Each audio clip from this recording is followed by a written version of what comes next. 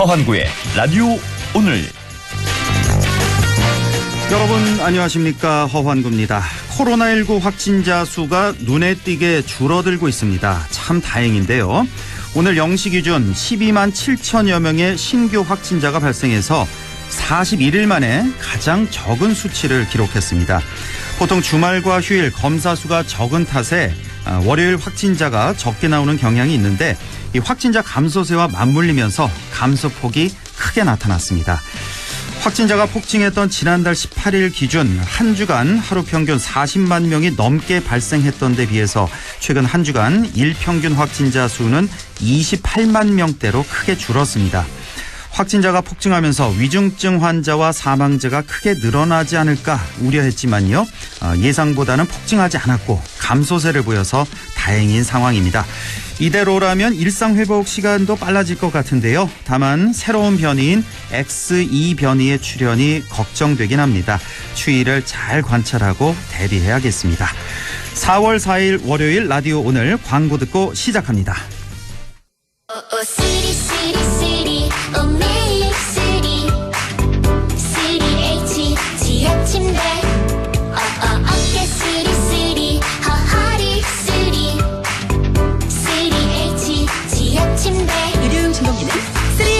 지압 침대 의료기기 광고 심의필.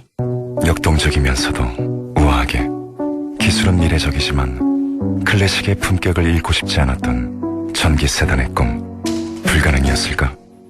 천만에 가장 화려하게 이루어지다. 메르세데스 벤츠 최상위 전기 세단 The new EQS. 자, 던졌습니다. 돌직구인가요? 이건 처음 보는 철직구네요. 돌직구보다 빠른 주문과 배송 속도, 눈앞에서 확 떨어지는 가격까지.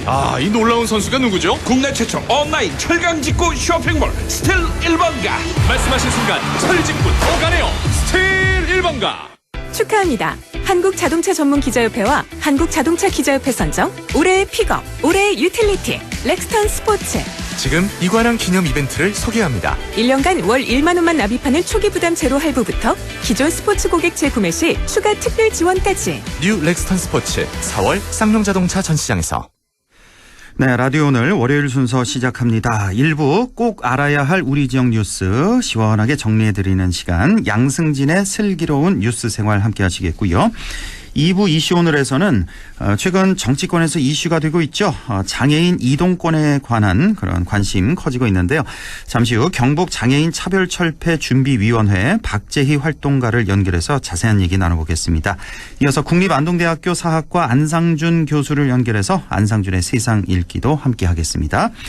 라디오 오늘 생방송 놓치신 분들은 유튜브로도 다시 들으실 수 있습니다. 많은 애청 바랍니다.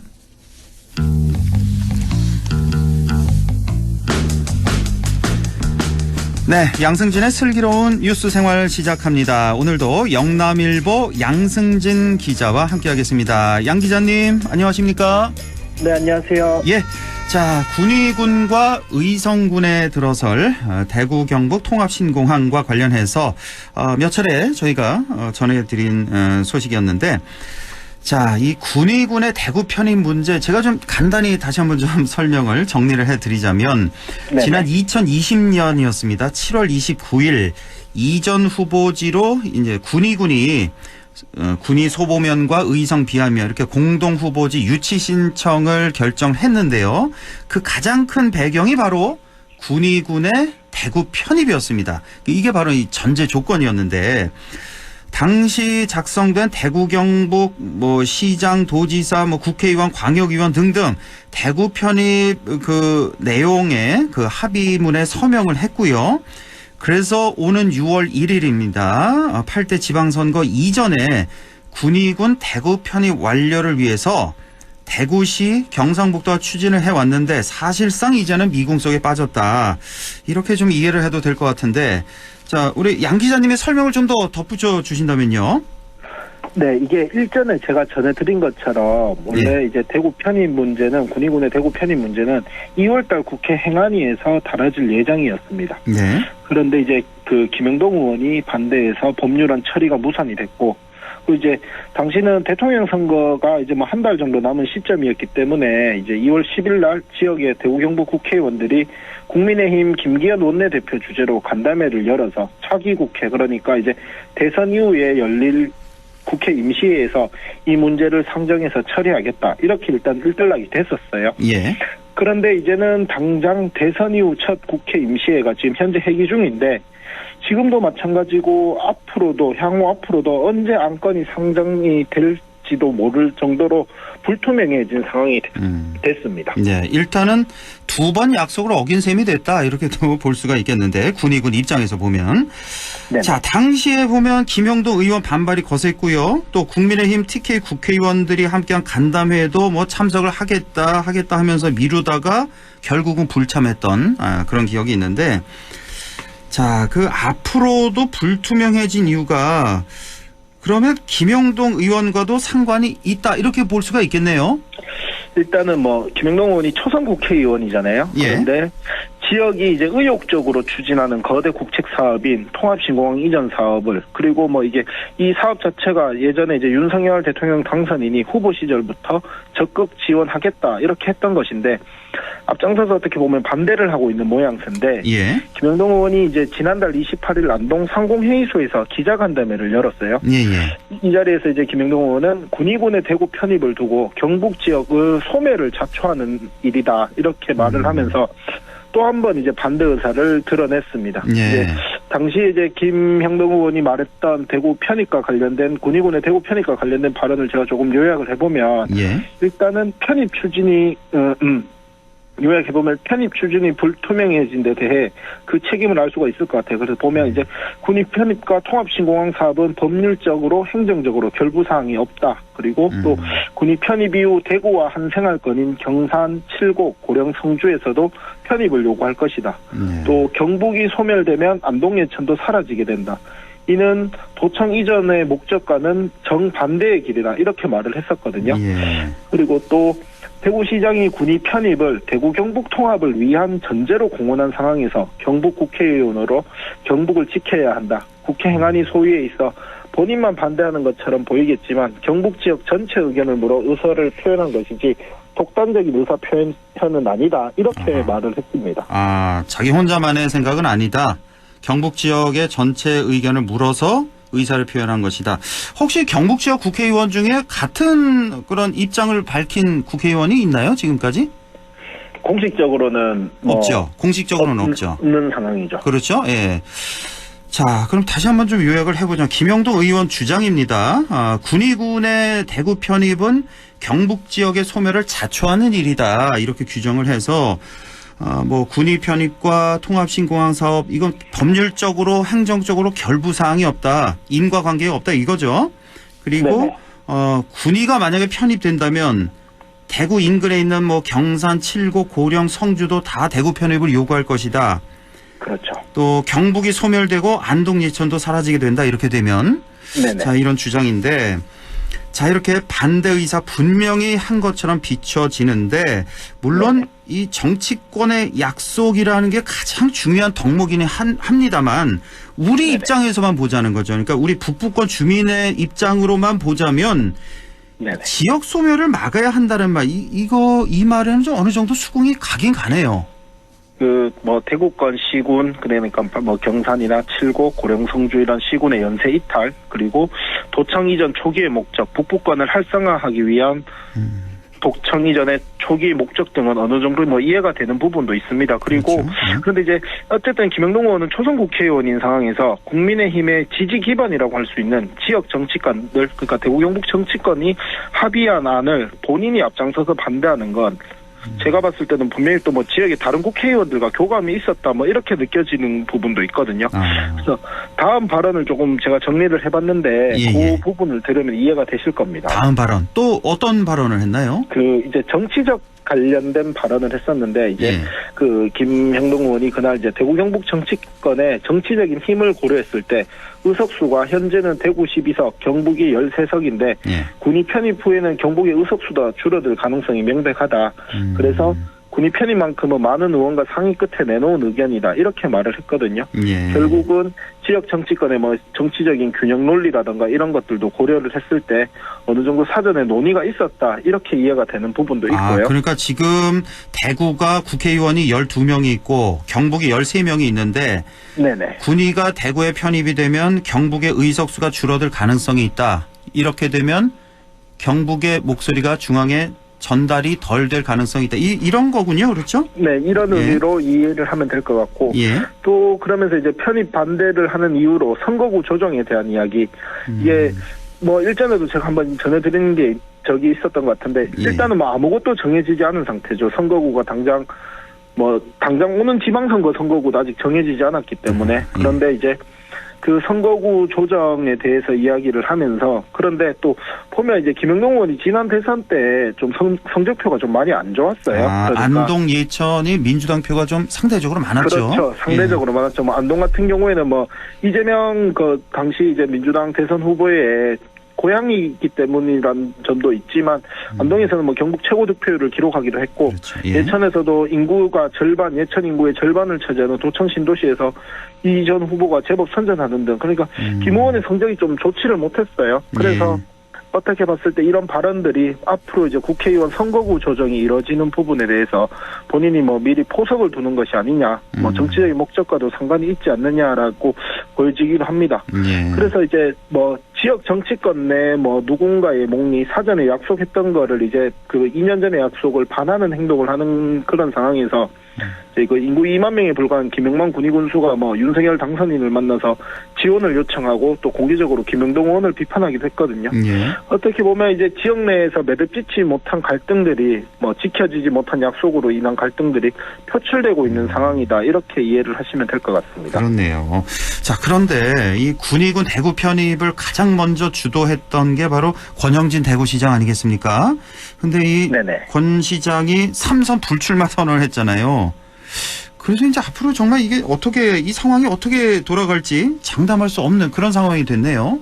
그 권영진 시장이 지난달 30일 날 공식 기자회견을 통해서 3선 불출마를 선언을 했고 네. 그런데 그 다른 건 차치하고 권 시장이 통합신공항 이전지 결정을 하는 과정에서는 역할이 상당히 컸습니다. 그렇죠. 그리고 그 과정에서 군이 편입 이야기도 나왔고 이제 이렇게 되면 현재 뭐 뚜렷한 경쟁자가 국민의힘 내에서나 또 민주당에서도 없는 이철우 경북도지사가 뭐 무난히 재선을 한다는 경우를 고려를 했을 때 네. 차기 대구시장 뭐 지금 여러 후보군이 있겠지만 새롭게 이제 구성이 되는 두 단체장들 뭐 경북도와 대구시의 두 단체장들이 네. 다시 뭐 힘을 모으는 게 또 시일이 걸릴 것 같기도 하고요. 그리고 또 군이 편입 문제가 행정적인 절차 외에 이제 정치적으로도 풀어야 되는 부분들이 많을 건데 그렇게 되면 통합신공항 이전 사업 자체도 조금 추진하는데 쉽지 않을 것 같다는 우려도 나오고 있고요. 예. 또 뭐 신공항 이전 사업을 추진하는 것 자체가 문제가 많았는데 그 2021년에 재보궐선거를 하면서 민주당이 김해공항 확장과 함께 무산됐던 가덕도 공항 건설권을 들고 온다거나 또 특별법까지 제정을 하면서 통합신공항 사업은 사실 외면된 게 사실이거든요. 그런데 이제 험난하게 겨우겨우 추진되어 오던 사업이 어쩌면 뭐 지역 정치권에 누군가의 자신들의 정치적인 목적을 계산하거나 어리석은 그런 판단들 때문에 꼬여만 가고 있는 상황이다. 어쩌면 이렇게 이해를 해도 될 것 같습니다. 그렇군요. 예, 뭐 생각할 문제가 참 많고 좀 복잡한 것 같습니다. 예. 네네. 자, 다음 준비한 소식 좀 보겠는데, 지난 2020년 12월에 부분 개통됐죠. 이 중앙선 KTX. 자, 서울 청량리역에서 출발해서 안동까지 오는데 한 2시간 10분 정도 이렇게 주파가 가능해서 우리 지역의 새로운 활력으로 지금 자리매김하고 있습니다. 그런데 이 중앙선 KTX의 출발역, 도착역을 현재 청량리역인데 서울역으로 변경하려는 움직임, 이 움직임이 지역에서 계속되고 있죠. 네, 이게 중앙선 KTX가 안동이나 영주 등 경북 북부권에서 서울 청량리역까지 현재는 2시간 10분 정도면 도착이 가능하거든요. 예. 그래서 그동안 고속버스 이용이 유일했던 수도권과의 경북 북부 지역에서의 수도권과의 접근성이 중앙선 KTX를 통해 완전히 달라졌습니다. 네. 그리고 내년 연말까지는 경북 영천까지 중앙선이 연장이 되고 또 영주 이북 구간 그러니까 충북 단양 제천이나 뭐 강원 원주 이쪽에 노선 개량 등이 이뤄지게 돼서 소요 시간은 더 줄어들게 됩니다. 그러면 현재 뭐 영주에서는 서울까지 내년 중앙선 완전 개통 이후에는 영주에서 서울까지는 1시간 40분 정도, 안동은 뭐 1시간 50분, 의성은 2시간 정도면 도착이 가능한 획기적 변화가 이제 기대되는데 한 20분 정도 단축이 되네요. 예. 이 시점에서 이제 그 KTX역의 출발역 도착지를 이제 도착역을 서울역으로 변경돼야 한다는 게 지역사회의 전체적인 목소리입니다. 그러니까요. 예, 청량리역이 아니라 서울역으로 변경해야 된다. 이런 목소리 나오고 있는데 지금 말씀하신 게 이제 내년이죠. 내년에 이제 조금 더 뭐 설량 뭐 개량이라든지 여러 가지 손보면 한 20분 정도 단축이 되고 네네. 완전 개통은 조금 더 있어야 되는 거죠. 몇 년 더. 예, 그럼 네, 완전 조금 더 개통되면 안동 서울이 한 1시간 10분대 예, 그 정도 10분 20분대로 오갈 수 있다는 소식이 있는데 자, 이 서울역과 청량리역 이렇게 비교를 해보자면 네네. 상대적으로 서울역이 청량리역보다는 서울에 조금 더 중심부다. 그렇죠. 그리고 뭐 지하철 노선 같은 것도 더 잘 연결돼 있고 환승도 쉽고. 네네. 그래서 더 이런 목소리가 커진 것 같아요. 서울역으로 옮기자는 목소리가. 그 주변에 이제 공무원들 뭐 중앙부처나 국회 등의 출장이 잦은 공무원들의 이야기를 들어보면 청량리역에서 하차를 하게 되면 뭐 지하철을 번거롭게 갈아타야 된다거나 하는 소요 시간이 많다라는 이야기를 많이 하거든요. 그러니까요. 그래서 이 뭐 시종청역을 변경하자라는 움직임이 큰 건데 이게 또 이런 단순 편의뿐만 아니라 서울역에서 이제 서울역으로 중앙선 KTX의 시장역과 종착역이 변경이 되면 서울역 KTX 이용 수요도 이제 분산이 되고 또 북부권 시군으로의 수도권 관광객 유치나 방문객의 접근성 향상 등의 장점도 상당하다 이렇게 볼 수 있습니다. 예. 자, 그렇다면 현재 있는 노선을 활용하면 큰 어려움이 없을 것 같은데 왜 처음부터 개통했을 때부터 서울역이 아니라 청량리역으로 정했을까? 처음부터 서울역을 정했으면 되지 않았을까? 이런 생각도 좀 드는데요. 그 뭐 단순하게 열차의 출발지나 도착지만 변경하면 끝인 건 맞는데 이제 이 부분이 조금 복잡한 부분들이 있더라고요. 그래서 뭐 예를 들면 다른 열차와의 운행 시간도 겹치지 않아야 되고 그렇죠. 그리고 선로 문제도 있고 또 이 노선 자체가 중앙선 노선 자체가 어느 정도 부분은 그 강릉선과 같이 쓰는 부분도 있어서 그래서 이 부분이 한 번에 이제 변경이 안 됐는데 그래서 이제 현재 대안으로 서울역으로 시종청역을 변경하는 걸로 이제 이야기되는 부분이 강릉선 KTX 열차와 중앙선 KTX 열차를 함께 묶어서 달리도록 하겠다라는 건 이제 대안으로 제시가 됐거든요. 함께 묶어서 달린다고요? 강릉선과 중앙선을? 네네. 이게 무슨 말이에요? 쉽게 말씀을 드리면 중앙선 KTX는 서울 청량리역을 출발을 해서 경기 양평, 강원 서원주역, 원주역, 충북 제천, 단양, 경북 영주 이렇게 거쳐서 오는데 강릉선 KTX는 서울역에서 출발해서 청량리역이랑 서원주역까지는 이 노선이 동일해요. 중앙선 KTX 열차와.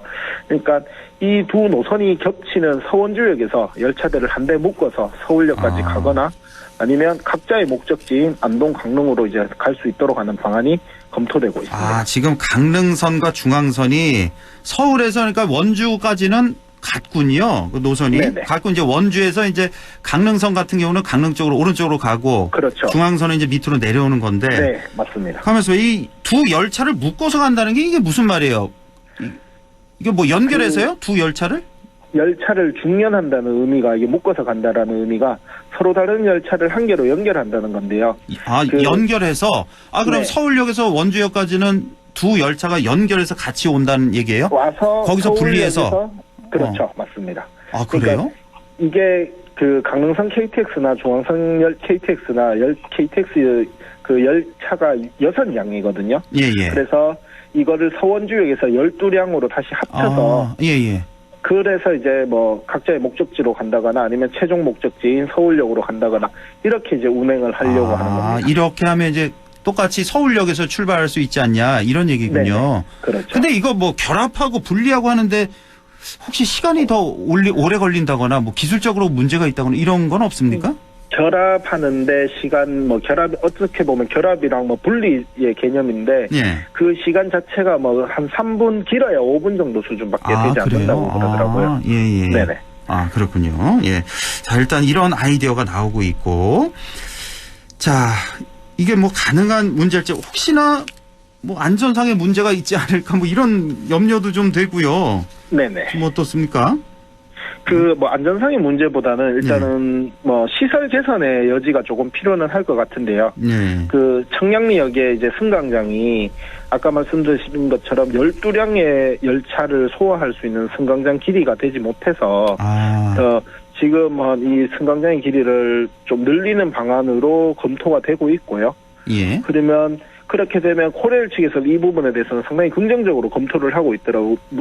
지역에서 우리 경북 북부권에서 서울역을 시종청역으로 해달라는 요구가 워낙 큰 상황이라서 그래서 이제 코레일 측에서도 대폭적인 시설 개선이라든가 이런 부분보다는 한 100억 정도면 상대적으로 비용이 낮은 100억 정도면 이게 가능하다 그러더라고요. 그래서 청량리역 승강장을 개선하거나 개량하는 쪽으로 가닥을 잡고 내년 연말에 이제 중앙선 KTX가 개통하는 시점에 이전에 이 문제를 이제 해결하려고 지금 힘을 모으고 있는 상황입니다. 그렇군요. 예. 자, 오늘도 이렇게 두 가지 이슈 살펴봤습니다. 영남일보 양승진 기자였습니다. 고맙습니다. 네, 감사합니다. 네, 라디오 오늘 잠시 후 2부에서 뵙겠습니다.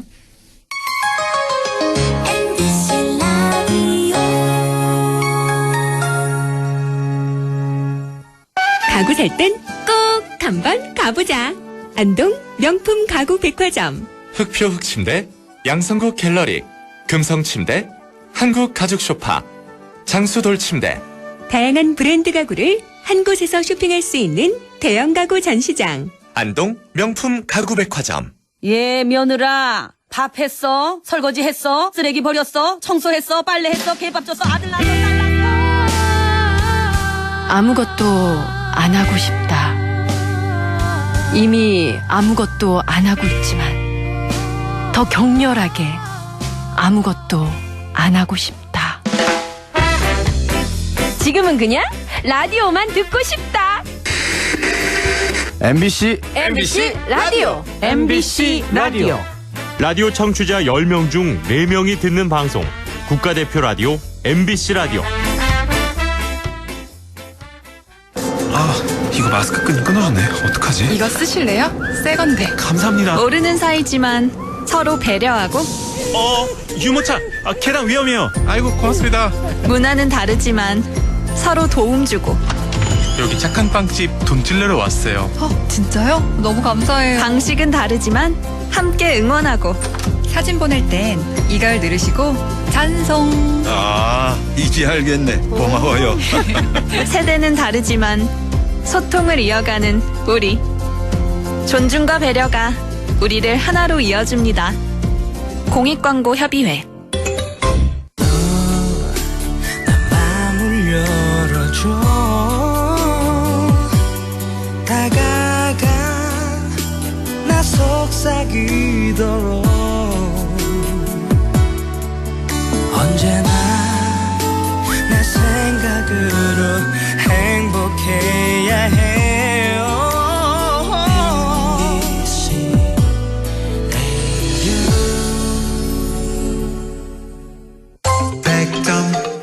MBC 라디오.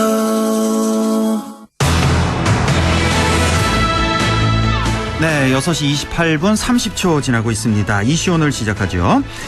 정치권으로 불거진 장애인 이동권 이슈가 많은 관심을 끌고 있습니다. 국민의힘 이준석 대표의 발언 때문인데요. 사실 이 문제는 이미 오래전부터 장애인들이 세상을 향해 외쳐왔지만 큰 반향을 이끌어내진 못했습니다. 그만큼 우리 사회가 귀를 닫고 있었다는 얘기일 텐데요. 경북 장애인 차별철폐연대 준비위원회 박재희 활동가를 연결해서 자세한 얘기 나눠보겠습니다. 박재희 활동가님 안녕하십니까?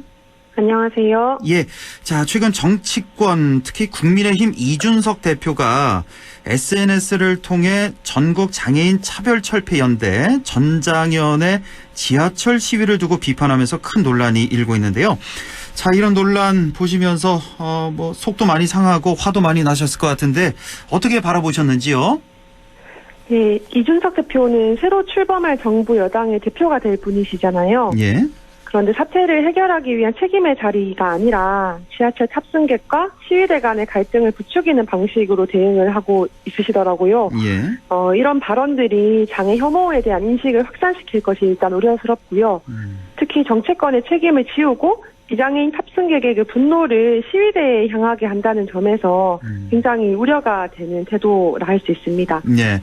자, 그런데 이 이준석 대표가 시민을 볼모로 하는 불법 투쟁이다, 비문면적 행태다, 이런 비판을 했어요. 시위대 모습을 보고. 자, 일반 시민들 중에서도 이렇게 얘기하는 분들이 있긴 있을 겁니다. 자, 이런 시각에 대해서는 어떻게 생각하십니까?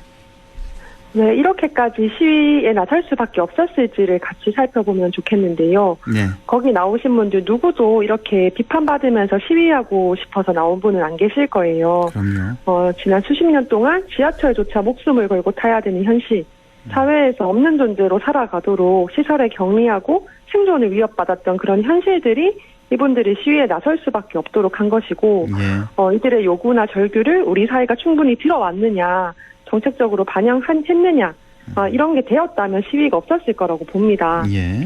따라서 이런 것들을 보장하지 않은 우리 사회의 문제이지 그 책임을 이분들에게 비난의 화살을 돌리면서 얘기할 수 있는가, 우리 사회가 먼저 성찰해야 될 문제가 아닌가 싶습니다. 그렇습니다. 자, 이런 지하철 시위가 뭐 오래전부터 있었다 하는 말씀 해주셨는데 20년 됐다면서요, 이 시위가. 네. 20년 됐고 그동안에 뭐 꼭 해주겠다는 약속도 있는데 차일피일 미뤄왔던 그런 현실. 자, 안타깝게도 이제서야 이동권이라는 말에 관심을 갖게 됐다 하는 분도 계신데, 우선 이 이동권이라는 게 무엇이고 왜 중요한 걸까요? 이동권은 말 그대로 자유롭게 이동할 권리인데요. 예. 이게 옛날에는 사전에도 없었던 단어예요. 예. 왜냐하면 이 비장애인들은 굳이 권리라는 이름을 붙이지 않아도 이동에 큰 제약이 없었기 때문에 이걸 요구해야 될 어떤 내용이 아니었거든요. 네. 그런데 휠체어를 이용하는 중증장애인분들은 이동 자체가 거의 불가능한 현실에 놓여 있었던 거고, 버스도 못 타고 지하철에도 엘리베이터가 없었고, 이것을 싼 값에 대체하기 위해서 이 지하철에 처음에 리프트라는 것들이 도입이 됐는데, 예. 이게 고장도 자꾸 위험했어요. 예. 그래서 추락사로 돌아가신 분들도 생기고 해서 우리도 안전하게 이동하고 싶다, 이런 절박한 요구에서 이동권 이제 운동이 시작이 되었던 것이고요. 예. 그 결과 이제 법이 만들어지면서 엘리베이터도 생기고 저장버스도 생기고 이제 모두가 편리해졌는데, 이동권이 무엇보다 중요한 이유는 사람이 일단 이동을 해야 학교도 가고 사람도 만나고 교육도 받는 것인데, 이것 자체가 가로막히면서 사회 구성원으로 전혀 살 수 없는 환경이었던 거죠. 그러니까요. 예. 뭐 이동을 해야 교육도 받을 수 있고, 교육을 받아야 뭐 직업도 가질 수가 있고, 일을 할 수 있고, 그래야 또 살 수 있는. 그러니까 단순한 이동권이 아니네요, 보니까. 그렇죠? 이동권이 그렇습니다. 나아가서 교육권으로 발달되고 또 노동권, 생존권의 문제다라는 이런 말씀이신데, 지금 저 현황을 좀 말씀해 주시면 좋겠는데요. 뭐 서울 대도시에서는 주로 이제 지하철 이용과 관련한 그런 불편한 문제 많이 제기가 되고 있는데, 또 어떤 문제가 있겠습니까? 네, 형편이 가장 낮다고 하는 서울도 사실 문제가 많은데요. 예. 일단 모든 지하철에 엘리베이터가 다 있는 게 아니에요. 이명박 서울시장 당시에도 또 그 박원순 서울시장 당시에도 모든 역에 엘리베이터를 설치하겠다 약속을 했었지만 이게 지켜지지 않았고요. 지금도 16개 역사는 접근 자체가 불가능한 상황에 있고. 16개? 예, 맞습니다. 예. 엘리베이터가 없이 계단 위를 지나는 리프트만 설치된 곳도 있고요. 이게 최근에도 2017년인데 이 위험한 리프트를 이용하는 과정에서 장애인분이 추락해서 사망하는 사건이 또 있었습니다. 이것 외에도 지하철 전동차와 승강장 사이의 폭이 굉장히 넓어서 바퀴가 빠지기 쉽고 위험하고요. 단순히 동선만 보더라도 승강장에서 대합실, 지상까지 이어지는 구간마다 이 엘리베이터를 일일이 찾아야 되고 또 이동해야 되고 동선이 정말 복잡해요. 그래서 비장애인보다 훨씬 이동하는 시간도 많이 소요되고, 그나마 이거는 엘리베이터가 있으니까 이동이라도 이렇게 하는 건데, 엘리베이터가 없거나 고장났거나 소유주가 민간 건물주라서 관리가 방치되거나 리프트밖에 없거나 이러면 정말 깝깝해지는 상황이 되는 거죠. 그러니까요. 이렇게 대도시 같은 경우 지하철이 있는 경우는 사실 그나마 좀 나은 거 아니겠습니까? 네, 사실, 맞습니다. 지하철이 아무래도 뭐 버스나 다른 거보다는 조금 수월할 테니까요. 그런데 지하철이 없는 중소도시에서 훨씬 더 어려운 점이 있을 것 같은데 지금 중소도시 장애인 이동권 현황은 어느 정도입니까? 예, 뭐 서울에 비할 바가 당연히 아니고요. 예. 경북만 보더라도 지하철이 아예 없잖아요. 예. 그러면 이제 저상버스나 다른 교통수단이 있어야 하는데 예. 안타깝게도 경북의 저상버스는 전체 23개 시군 중에 10개 도시밖에 없어요. 아, 23개 시군 중에 10개 시군만 저상버스가 있다. 예, 그렇습니다. 그나마도 뭐 충분하지 않잖아요. 저상버스가. 아, 너무 부족하죠. 뭐 한 그렇죠. 대만 다니는 곳도 있고요. 아, 예. 나머지 13개는 뭐 아예 없고 그러니까 예. 이용 자체가 불가능하다고 보시면 될 것 같아요. 예. 저상버스도 그런데 그러면 이걸 빼고 나머지 교통수단이 뭐가 있느냐라고 하면 장애인 콜택시라 불리는 특별교통수단이 있는데요. 예, 예. 이게 휠체어를 단체로 탈 수 있는 일종의 콜택시 개념이에요. 예.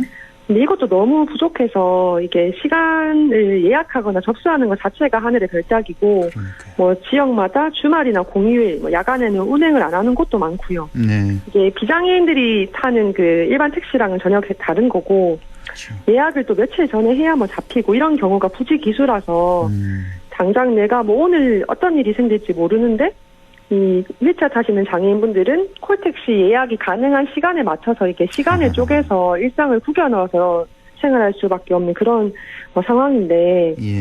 정부가 지금 교통 인프라 확충한다고 어느 지역이든 빠르게 연결하는 사통팔달 시대를 연다고 하는데 이게 장애를 가진 시민에게는 전혀 해당 사항이 없는 딴 세계의 이야기인 거죠. 아, 정말 예 슬픈 현실이네요. 그 콜택시 예약 시간에 맞춰서 일상을 구겨 넣을 수밖에 없는 상황이다. 예.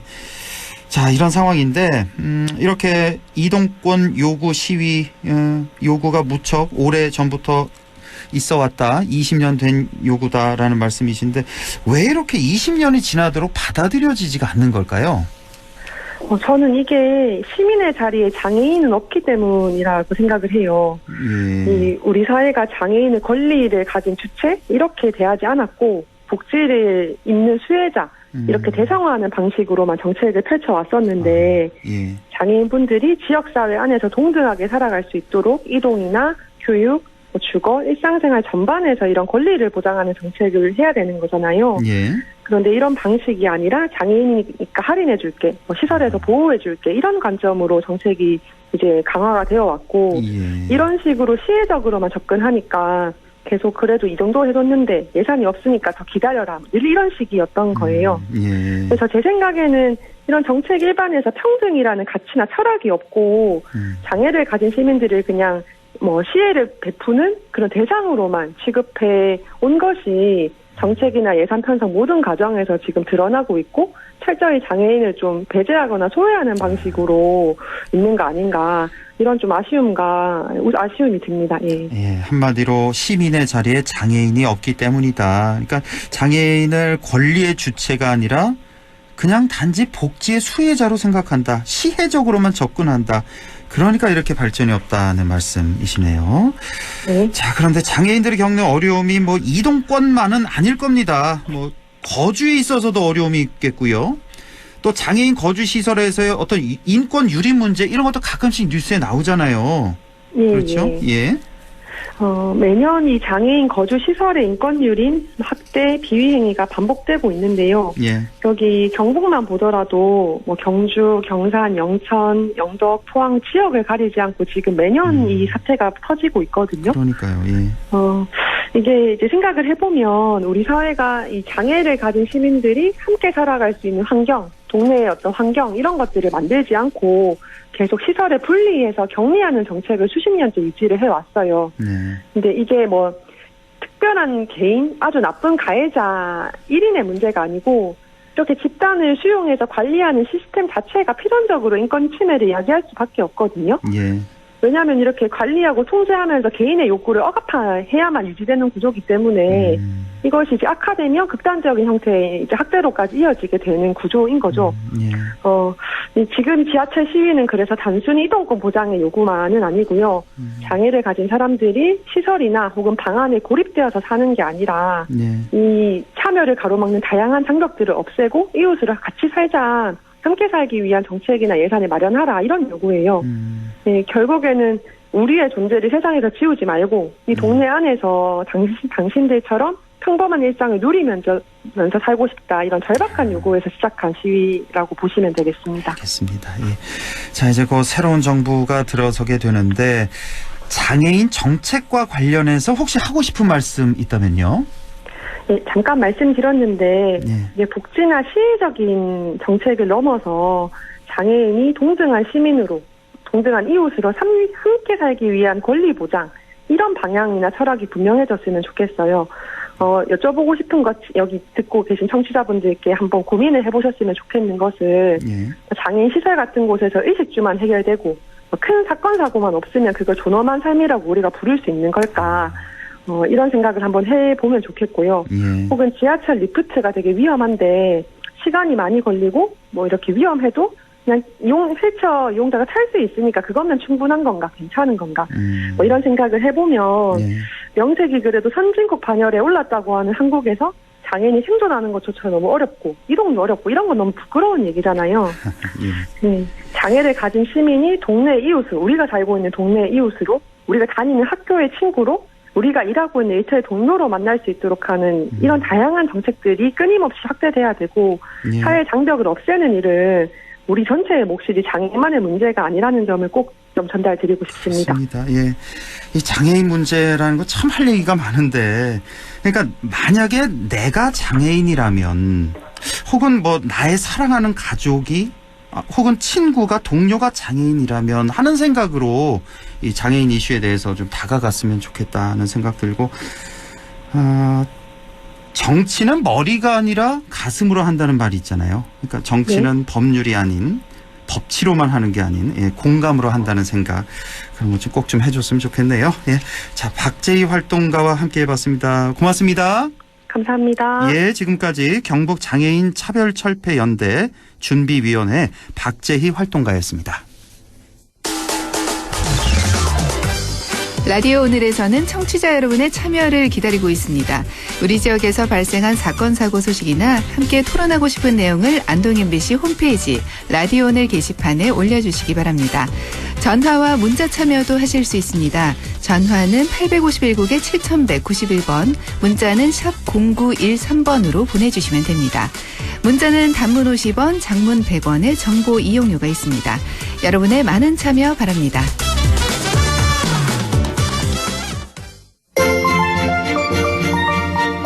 네, 안상준의 세상 읽기 시작합니다. 오늘도 국립안동대학교 사학과 안상준 교수와 함께합니다. 교수님 안녕하십니까? 안녕하세요. 예, 매주 오늘 교수님이 어떤 주제를 갖고 오셨을까 기대가 되는데 자, 오늘 어떤 얘기 준비하셨어요? 뭐 또 선거에 관한 얘기인데요. 네. 이제 대선이 끝나고 지방선거가 이제 또 기다리고 있는데 최근에 이제 국민의힘 당에서 공천 과정에서 시험을 본다는 얘기가 있어가지고. 뭐 자격 시험 본다? 네, 기초 자격 평가라는 시험을 본다 그래서.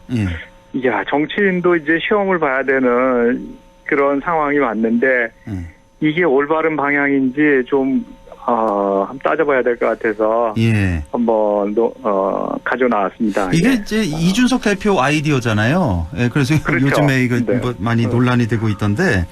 자, 우선 이 기초 자격 평가라는 게 뭔지 설명을 좀 먼저 해주실까요? 그래서 지금 어느 국민의힘 의원이 올린 보도 자료 같은 걸 이렇게 봤더니. 국민의힘의 공천을 받아서 출마하려는 자가 그럼 어떤 기초 자격을 획득하는 그런 시험이라고 합니다. 기초 자격. 네. 그러니까요. 그 기초 자격 공천을 받기 위한 기초 자격입니다. 이 시험에 통과해야 공천을 주겠다. 네네네. 뭐 내용은 뭐 어떤 게 있습니까? 그래서 봤더니 뭐 3가지 영역에서 평가한다는데. 3가지 영역. 네. 첫 번째 영역은 공직자 직무 수행 기본 역량. 그래서 그 당의 당헌 당규나 공직선거법을 얼마나 잘 알고 있는가 그런 거고, 두 번째는 이제 굉장히 개인의 역량에 대한 건데 분석 및 판단력 평가. 뭐. 그리고 하나는 이제 현안, 지금 우리 사회에 일어나는 현안을 어떻게 빨리 분석할 수 있는가. 이 세 가지 영역에서 8과목으로 총 30문항을 풀어야 된답니다. 아, 그래요. 공직자 직무수행 기본 역량을 보고 또 분석 및 판단력을 평가해보고 현안 분석 능력을 시험해보겠다. 모두 30문제를 보겠다. 네.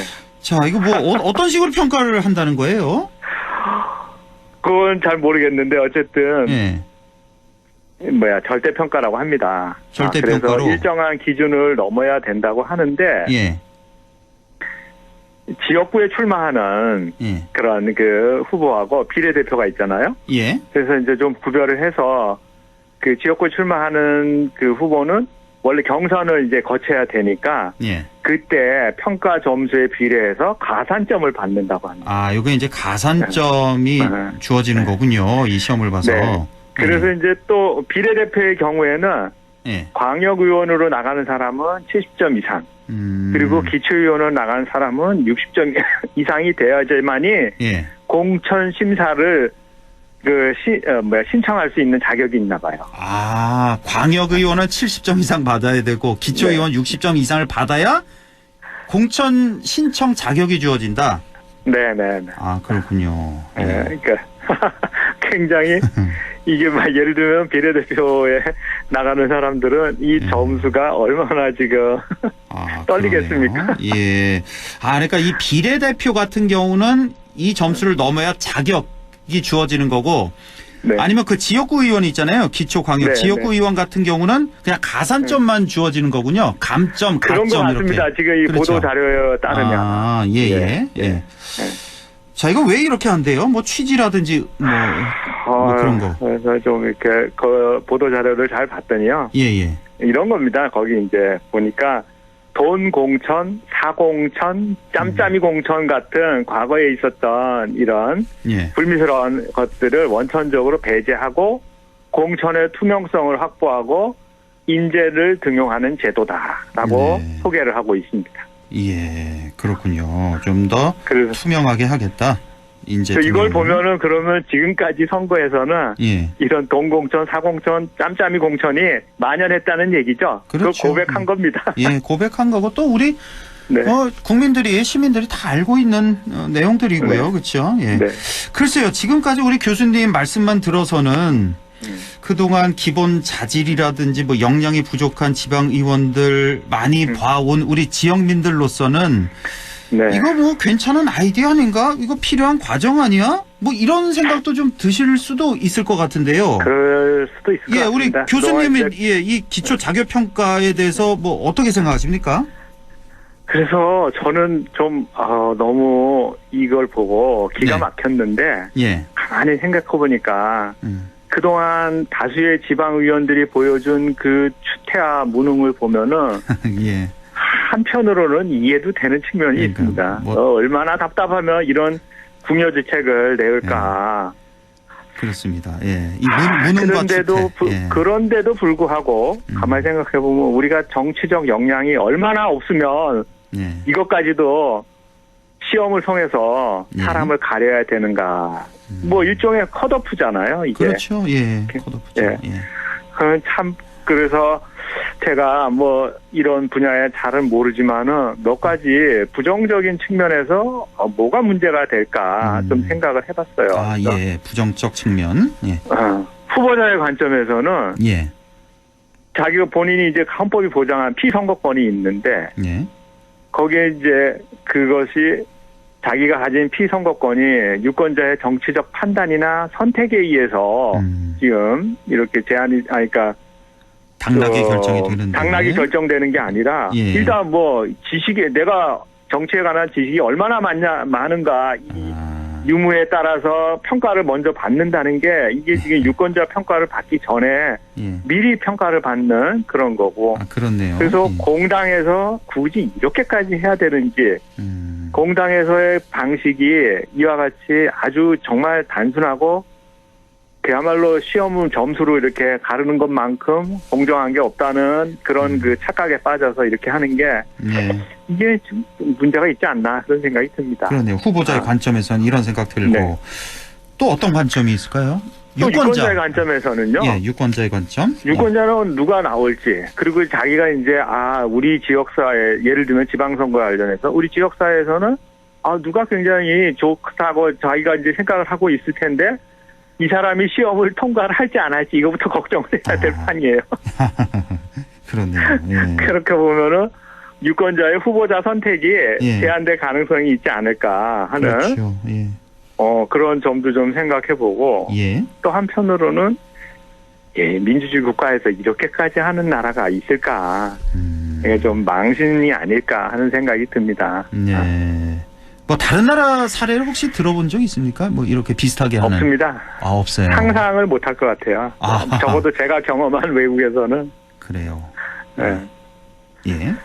그런데 이제 또 마지막으로 이제 한 가지 사회적 관점에서 봤을 때 이게 지금 능력주의를 신앙처럼 신봉하는 이 국민의힘 당대표가 이 시험을 도입을 한 것 같은데 제가 볼 때는 이거 장기적으로 만약에 이게 계속 시험 실시된다고 하면은 우리 사회 구성원들이나 특히 어린 학생들한테 이 시험이라는 게 정말 가장 공정하고 가장 그 좋은 평가 방식이라고 생각할 것 같은 시험 만능주의에 대한 신앙이 이제 국민들한테 내면화될 것 같아요.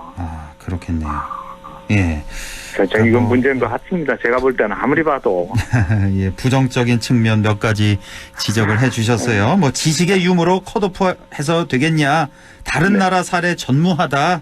시험 만능주의로 가는 거 아니냐 이런 비판을 해 주셨는데 자 그렇다면 우리 대한민국 정당 정치 발전을 위해서 앞으로는 어떤 방향으로 나아가야 될까요? 결국은 이게 지금 정치를 할 수 있는 후속 세대를 어떻게 우리가 육성할 건가. 그런 사람들을 현재 어떻게 가려 뽑아야 될 건가 하는 문제인데 이건 정당 정치를 하는 주체인 정당에서 미래 그 후속 정치인들을 양성하는 어떤 특별한 체계를 갖추고 있어야 됩니다. 저 아마 허한구 아나운서님도 들어보셨을 텐데 지금부터 딱 20년 전이군요. 독일에서 만 19살에 지금 막 김나지움을 졸업하는 학생이 연방의원으로 선출된 적이 있었어요.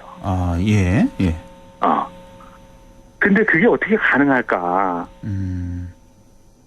근데 당선자가 녹색당으로 지금 출마해가지고 당선이 됐습니다. 그 당시에. 그래서 그 경력을 봤더니 15살에 녹색당에 10살 때부터 이제 각종 사회 문제에 관심을 가졌고 15살에 녹색당에 들어가서 자기는 녹색 정치를 하겠다는 이념을 확실하게 지금 가지고 이제 그 녹색당 후보로 나와서 당선이 된 겁니다. 19살에. 와. 대단하네요. 근데 지금 우리 정치사를 보면은 가장 빠른 게 1954년에 고 김영삼 대통령이 만 26살에 거제도에서 당선이 됩니다. 아직도 기록인가요? 26살? 기록이죠, 아직도. 그래요? 네. 무려 몇 년 전입니까? 54년이면 70년 전입니까? 80년 전입니까? 70년 전입니다. 하여튼 그 오랜 세월 동안 우리는 20대 정치인을 거의 볼 수가 없었다는 거예요. 근데 각 당에 20대 초반, 중반에 뭐 새로운 얼굴들 많이 내세우고 있기는 하잖아요. 그렇죠? 근데 실제로 국회의원이 된 사람은 없죠. 그렇죠. 그리고 이제 없죠. 이런 우리 이제 국회의원이 이제 가장 그 좋은 평가의 그 영역이니까 그런데 지방의원은 그거보다는 젊었을 수는 있지만은 지금 이러한 시험 평가 제도를 도입한다는 것 자체가 공당에서 그런 구조적인 그 시스템이 없다는 걸 지금 방증하는 거거든요. 그렇죠. 그러니까 이제 그 젊은 정치인이 나오기 어렵고 또 여러 분야에서 정치인을 그러니까 선발을 하려고 봤더니 이걸 뭐 도대체 지금 공천 과정에서 예전에 얘기했던 그런 불미스러운 일들이 많이 생기고 이러니까 가장 공평한 게 그럼 시험 아니냐 이렇게 나오는데 사실은 이거는 지금 우리 정치 역량을 전 세계에 드러내는 아주 후진국의 대표적인 알겠습니다. 모습이 예. 아닌가 생각이 되고. 자, 우리 교수님, 예, 하실 말씀 많으신데요. 시간이 지금 딱 됐네요. 예. 다음 기회에 좀, 예, 좀 더 해주시죠. 시간이 다 돼서요. 예, 이만 마쳐야 될 것 같습니다, 알겠습니다. 교수님. 예, 고맙습니다. 예, 지금까지 국립안동대학교 사학과 안상준 교수와 함께했습니다.